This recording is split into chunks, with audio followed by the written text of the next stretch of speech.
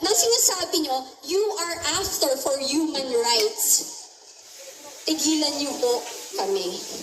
Kasi kung human rights, mas binibigyan nyo ng pansin yung mga biktimang bata, kababaihan, at mga biktima ng pinapatay ng mga drug addict at nasirang buhay ng mga drug pusher and dealers. Hindi nanginginig ako kasi pag ikayo, alam nyo, kapag kayo po ay biktima, hindi nyo alam saan nanggagaling yung galit. Kasi hindi ko maintindihan bakit mas binibigyan ng pansin nila ang mga kriminal. Eto po yan. Nung naging addict po kayo, yung pamilya nyo, kamag-anak nyo, choice nila yan. Yung nagbenta sila ng droga, choice nila yan.